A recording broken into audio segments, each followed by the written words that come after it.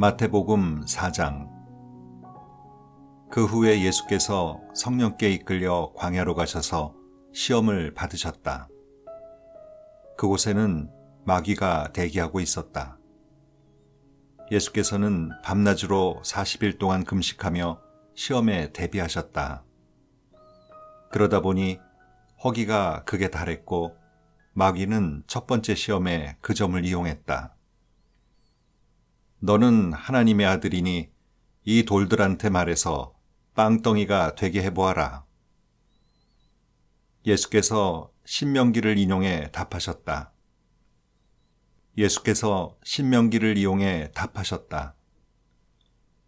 사람이 빵으로만 사는 것이 아니다. 하나님의 입에서 나오는 끊임없는 말씀이 있어야 한다. 두 번째 시험으로 마귀는 예수를 거룩한 도성으로 데려가 성전 꼭대기에 앉혀놓고 말했다. 너는 하나님의 아들이니 뛰어내려 보아라. 마귀는 시편 91편을 인용해 예수를 몰아세웠다. 그분께서 천사들을 시켜 너를 보호하게 하셨다. 천사들이 너를 받아서 발가락 하나 돌에 채이지 않게 할 것이다. 예수께서 신명기의 다른 구절을 인용해 응수하셨다. 주 너의 하나님을 시험하지 마라. 세 번째 시험으로 마귀는 예수를 거대한 산 정상으로 데려갔다. 마귀는 선심이라도 쓰듯 지상의 모든 나라와 대단한 영광을 두루 가리켜 보였다. 그러고는 말했다. 전부 너의 것이다. 무릎 꿇고 내게 경배하기만 하면 다 내 것이다. 예수께서 딱 잘라 거절하셨다. 사탄아, 물러가라. 그리고 세 번째로 신명기를 인용해 쐐기를 박으셨다. 주 너의 하나님, 오직 그 한 분만을 경배하여라. 일편단심으로 그분을 섬겨라. 시험은 끝나고 마귀는 떠났다. 대신에 천사들이 와서 예수의 시중을 들었다. 예수께서 요한이 체포되었다는 말을 들으시고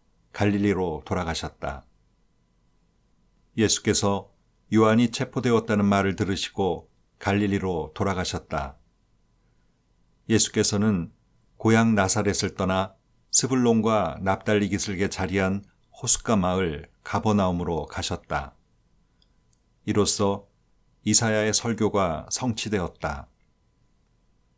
스불론과 납달리 땅, 요단강 건너편 바다로 가는 길, 이방 사람들의 중심지인 갈릴리.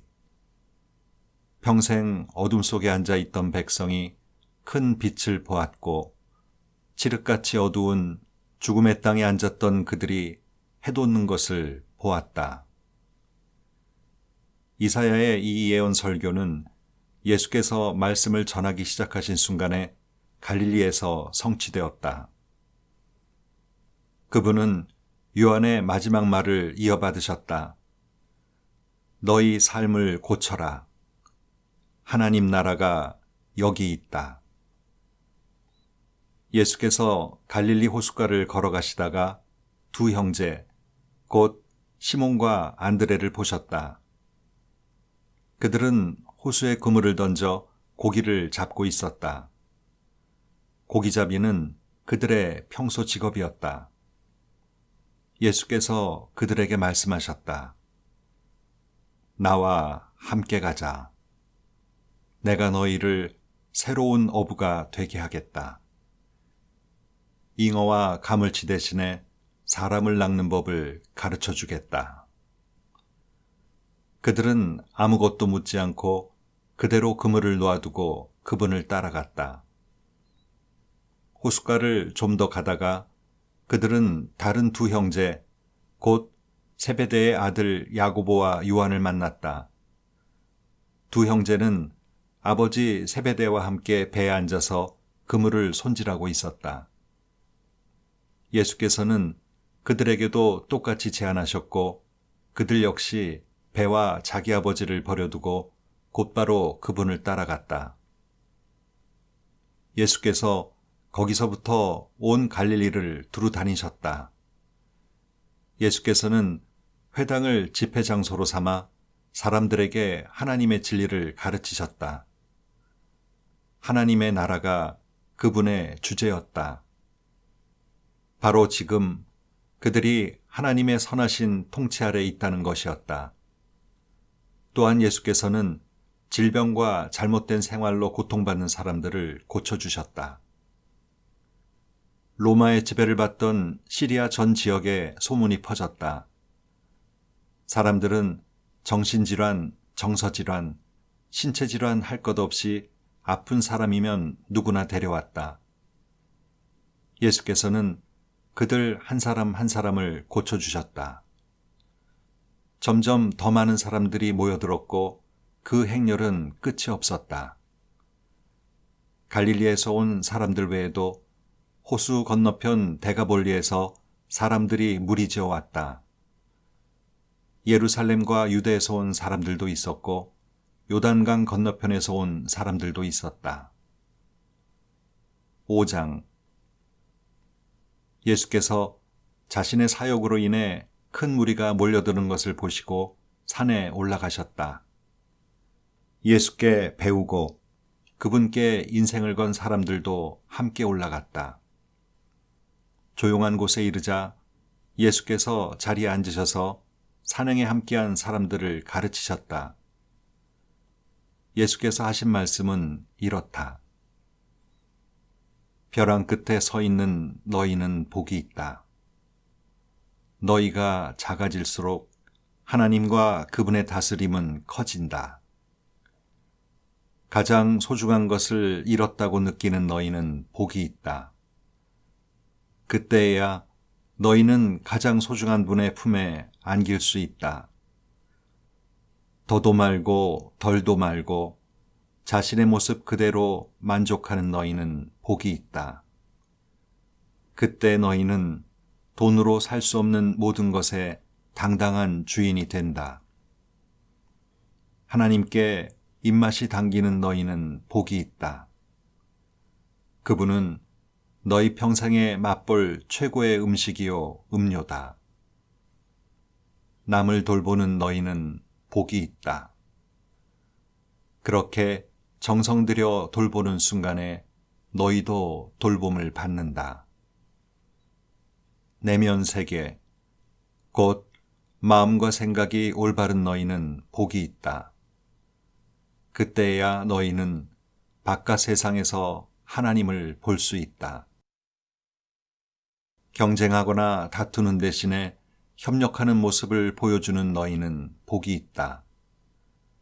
그때 너희는 진정 자신이 누구이며 하나님의 집에서 자신의 자리가 어디인지 알게 된다. 하나님께 헌신했기 때문에 박해를 받는 너희는 복이 있다. 그 박해로 인해 너희는 하나님 나라에 더 깊이 들어가게 된다. 그뿐 아니다.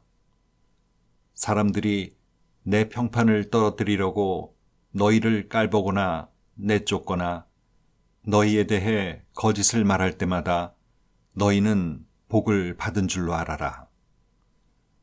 그들이 그렇게 하는 이유는 진리가 너무 가까이 있어서 그들이 불편을 느끼기 때문이다.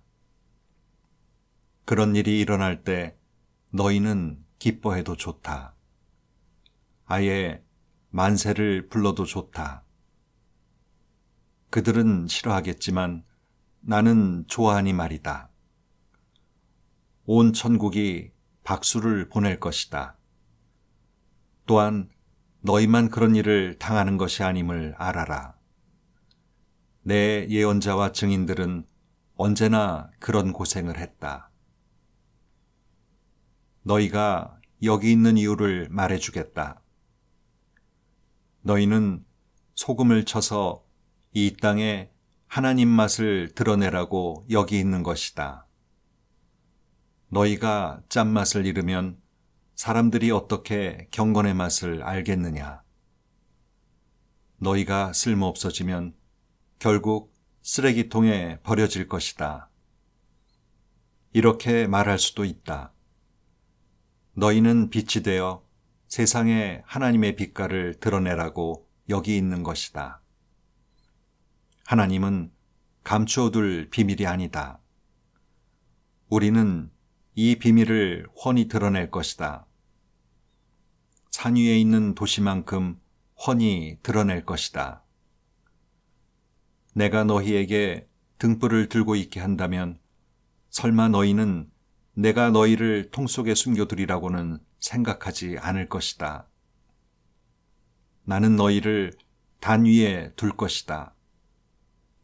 내가 너희를 언덕 위에 등불 놓는 단 위에 두었으니 빛을 비추어라. 너희에게 오는 손님을 기쁘게 맞아들여라. 후하게 베풀며 살아라. 너희가 다른 사람들에게 마음을 열면 그들도 너희에게 자극을 받아 하나님께, 하늘에 계신 자비로우신 아버지께 마음을 열게 될 것이다. 내가 하나님의 율법이든 예언자든 성경을 폐지하러 왔다고 생각하지 마라. 내가 온 것은 폐지하려는 것이 아니라 오히려 완성하려는 것이다. 나는 그 모든 것을 거대한 하나의 파노라마 속에 아우를 것이다.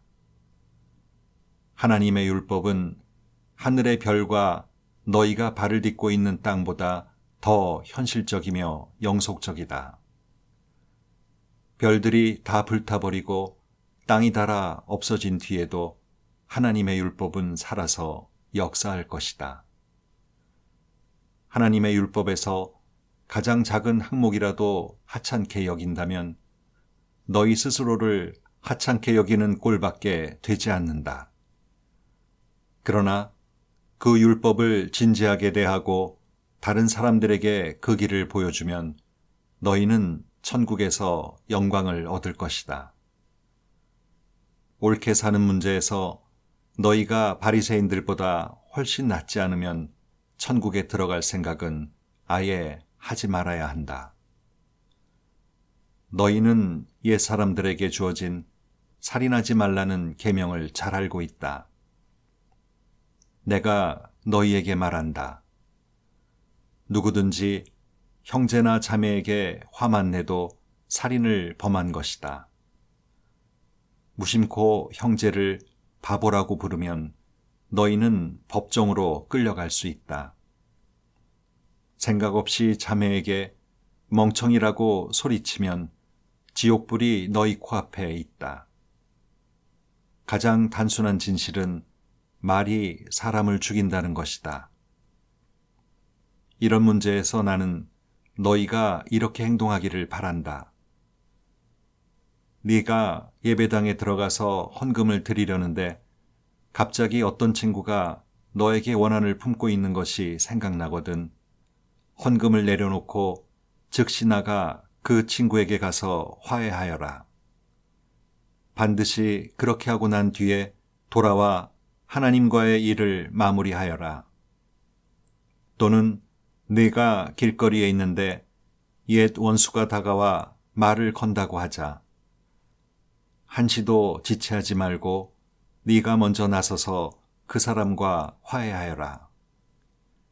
그의 이력을 보건대 그 사람이 선수를 치게 두면 너는 결국 법정에 서게 될 것이고 어쩌면 감옥에 갈지도 모른다.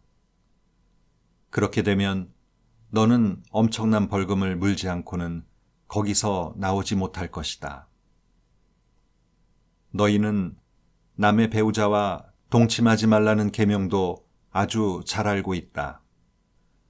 그러나 단순히 동침하지 않는다고 해서 너희의 덕을 지켰다고 생각하지 마라. 너희 마음은 너희 몸보다 훨씬 빨리 정욕으로 더럽혀질 수 있다. 아무도 모를 것 같은 곁눈질로 너희를 더럽힌다.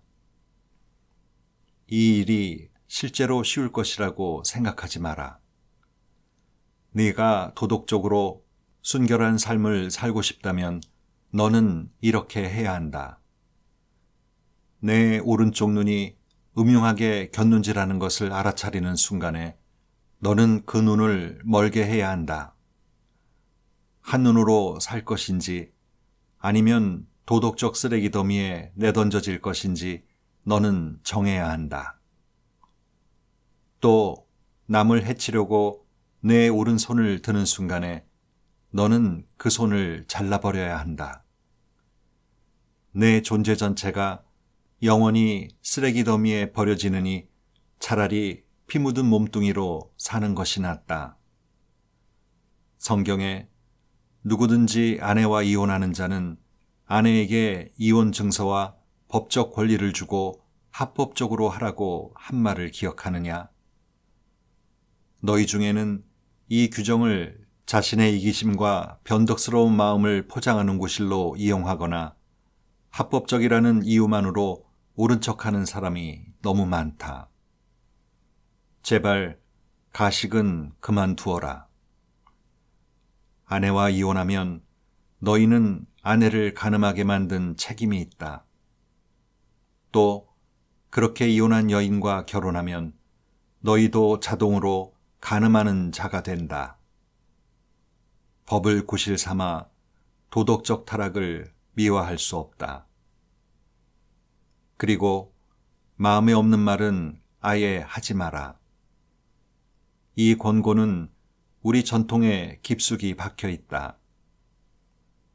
기도해 주겠다고 말하고는 기도하지 않거나 마음에도 없으면서 하나님이 함께 하시기를 빈다고 하며 경건한 말로 연막을 치면 상황이 더 악화될 뿐이다. 종교적 장식을 멋지게 단다고 해서 너희 말이 진실해지는 것은 아니다. 너희 말을 거룩하게 할수록 그 말의 진실성은 떨어진다. 그러면 그렇다, 아니면 아니다라고만 하여라. 자기 뜻을 관철하려고 말을 조작하다가는 잘못된 길로 빠진다. 다시 생각해봐야 할 옛말이 또 있다. 눈에는 눈, 이에는 이라는 말이다. 그렇게 해서 문제가 해결되겠느냐? 내가 하고 싶은 말은 이것이다. 절대로 되받아치지 마라. 누가 너를 치거든 그 자리에 서서 맞아라. 누가 너를 법정으로 끌고 가서 내 셔츠를 달라고 소송하거든 내 가장 좋은 외투까지 잘 포장해 선물로 주어라. 그리고 누가 너를 억울하게 이용하거든 종의 삶을 연습하는 기회로 삼아라. 똑같이 갚아주는 것은 이제 그만하여라. 너그럽게 살아라. 너희는 옛 율법에 기록된 친구를 사랑하라는 말과 기록에는 없지만 원수를 미워하라는 말을 잘 알고 있다. 나는 거기에 이의를 제기한다. 나는 너희에게 원수를 사랑하라고 말하겠다. 원수가 어떻게 하든지 너희는 최선의 모습을 보여라. 누가 너희를 힘들게 하거든 그 사람을 위해 기도하여라. 그러면 너희는 너희의 참된 자아, 하나님이 만드신 자아를 찾게 될 것이다. 하나님도 그렇게 하신다. 그분은 착한 사람이든 악한 사람이든 친절한 사람이든 비열한 사람이든 상관없이 모두에게 가장 좋은 것, 해의 온기와 비의 양분을 주신다. 너희가 사랑할 만한 사람만 사랑하는 것이 고작이라면 상급을 바랄 수 있겠느냐? 그것은 누구나 하는 일이다.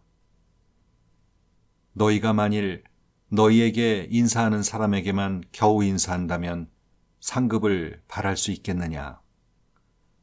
그것은 죄인도 흔히 하는 일이다. 한마디로 내 말은 성숙한 사람이 되라는 것이다. 너희는 천국 백성이다. 그러니 천국 백성답게 살아라. 하나님이 주신 너희 신분에 합당하게 살아라. 하나님께서 너희에게 하시는 것처럼 너희도 다른 사람들을 대할 때 너그럽고 인자하게 살아라. 6장. 너희가 선한 일을 하려고 할 때 그것이 연극이 되지 않도록 특히 조심하여라. 그것이 멋진 연극이 될 수 있을지는 몰라도 너희를 지으신 하나님은 박수를 보내지 않을 것이다. 남을 위해 무슨 일을 할 때에는 너희 자신이 주목받지 않도록 하여라. 분명 너희도 내가 연극배우라고 부르는 이들의 행동을 보았을 것이다. 그들은 기도하며 큰 길을 무대로 알고는 누군가 자기를 보고 있으면 긍휼을 베풀고 사람들 앞에서 연극을 한다. 물론 그들은 박수를 받지만 그것이 전부다. 너희는 남을 도울 때 자신이 어떻게 보일지 생각하지 마라. 그냥 소리내지 말고 은밀히 도와주어라. 사랑으로 너희를 잉태하신 너희 하나님도 무대 뒤에서 일하시고 너희를 은밀히 도와주신다. 또 너희가 하나님 앞에 나아갈 때도 연극을 하지 마라. 그렇게 하는 사람들은 다 스타가 되기를 꿈꾸며 기도할 때마다 쇼를 일삼는다. 하나님께서 극장 객석에 앉아 계시다는 말이냐? 너희는 이렇게 하여라. 하나님 앞에서 연극하고 싶은 유혹이 들지 않도록 조용하고 한적한 곳을 찾아라. 할 수 있는 한 단순하고 솔직하게 그 자리에 있어라. 그러면 초점이 너희에게서 하나님께로 옮겨지고 그분의 은혜가 느껴지기 시작할 것이다. 세상에는 이른바 기도의 용사들이 가득하나 그들은 기도를 모른다. 그들은 공식과 프로그램과 비결을 잔뜩 가지고서 너희가 바라는 것을 하나님에게서 얻어내는 방법들을 퍼뜨리고 있다. 그 허튼 소리에 속지 마라. 너희가 상대하는 분은 너희 아버지이시며 그분은 너희에게 무엇이 필요한지 너희보다 더 잘 아신다. 이토록 너희를 사랑하시는 하나님 앞에서 그저 단순하게 기도하면 된다. 너희는 이렇게 기도하여라. 하늘에 계신 우리 아버지, 아버지가 어떤 분이신지 드러내소서. 세상을 바로잡아 주시고 하늘에서처럼 땅에서도 가장 선한 것을 행하소서. 든든한 새끼 식사로 우리가 살아가게 하소서. 아버지께 용서받은 우리가 다른 사람들을 용서하게 하소서. 우리를 우리 자신에게서와 마귀에게서 안전하게 지켜주소서. 아버지께는 그럴 권한이 있습니다. 원하시면 무엇이든 하실 수 있습니다. 영광으로 빛나시는 아버지, 예, 정말 그렇습니다. 기도에는 하나님이 하시는 일과 너희가 하는 일이 연결되어 있다. 예를 들어 너희가 다른 사람들을 용서하지 않고는 하나님의 용서를 받을 수 없다. 너희가 자기 몫을 다하지 않으면 하나님께서 너희에게 주실 몫을 너희 스스로 차단하는 셈이 된다. 하나님께 더 집중하려고 식욕을 절제하는 훈련을 할 때에는 요란하게 하지 마라. 그렇게 하면 조금은 유명해질지 모르나 거룩한 사람으로 변화될 수는 없다. 너희가 내면의 훈련에 들어가려거든 겉으로는 평소처럼 행동하여라. 머리를 감아 단정하게 빗고 양치질을 하고 세수를 하여라.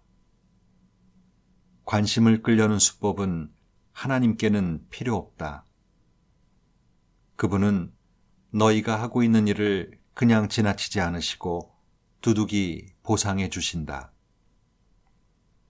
보물을 여기 땅에 쌓아두지 마라. 여기에 두면 좀 먹고 녹슬고 심한 경우에는 도둑까지 맞는다. 보물은 하늘에 차곡차곡 쌓아두어라. 거기는 좀이나 녹, 도둑도 없는 안전한 곳이다. 너희는 너희 보물이 있는 곳에 가장 있고 싶어 할 텐데 결국 그렇게 될 것이다. 그것이 당연하지 않겠느냐. 너희 눈은 너희 몸의 창문이다. 네가 경의와 믿음으로 눈을 크게 뜨면 네 몸은 빛으로 가득해진다.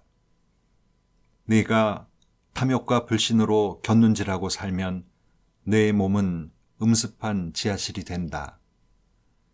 내 창에 블라인드를 치면 내 삶은 얼마나 어두워지겠느냐.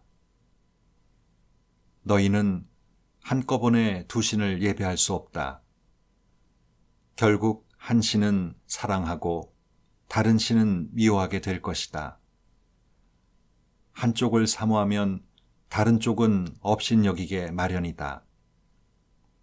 너희는 하나님과 돈을 둘 다 예배할 수 없다. 너희가 하나님께만 예배하는 삶을 살기로 결심하면 식사 때 식탁에 무엇이 오르고 옷장에 있는 옷들이 유행에 맞는지 따위로 안달하며 설치지 않게 된다. 너희 삶은 뱃속에 넣는 음식이 전부가 아니며 너희의 겉모습도 몸에 걸치는 옷이 전부가 아니다. 새들을 보아라. 얽매일 것 없이 자유롭고 업무에 속박되지 않으며 하나님이 돌보시니 염려가 없다. 그분께 너희는 새들보다 훨씬 더 중요하다. 거울 앞에서 설친다고 해서 키가 단 1cm라도 커진 사람이 있더냐. 유행을 따르느라 버린 돈과 시간이 그토록 많지만 그렇다고 크게 달라지는 것 같더냐. 옷을 볼 것이 아니라 들판에 나가 들꽃을 보아라. 들꽃은 절대로 치장하거나 옷을 사들이는 법이 없지만 너희는 여태 그런 색깔이나 디자인을 본 적이 있느냐? 이 나라의 남녀 베스트 드레서 10명이라도 그 옆에 서면 초라해 보인다. 아무도 보아주지 않는 들꽃의 겉모습에도 그토록 정성을 들이시는데 하물며 하나님께서 너희를 돌보시고 자랑스러워 하시며 너희를 위해 최선을 다하시지 않겠느냐. 나는 지금 너희로 여유를 갖게 하려는 것이며 손에 넣는데 온통 정신을 빼앗기지 않게 해서 베푸시는 하나님께 반응하도록 하려는 것이다. 하나님과 그분의 일하시는 방식을 모르는 사람은 그런 일로 안달하지만 너희는 하나님을 알고 그분의 일하시는 방식도 안다. 너희는 하나님이 실체가 되시고 하나님이 주도하시며 하나님이 공급하시는 삶에 흠뻑 젖어 살아라. 뭔가 놓칠까봐 걱정하지 마라. 너희 매일의 삶에 필요한 것은 모두 채워주실 것이다. 하나님께서 바로 지금 하고 계신 일에 온전히 집중하여라. 내일 있을지 없을지도 모르는 일로 동요하지 마라. 어떠한 어려운 일이 닥쳐도 막상 그때가 되면 하나님께서 감당할 힘을 주실 것이다.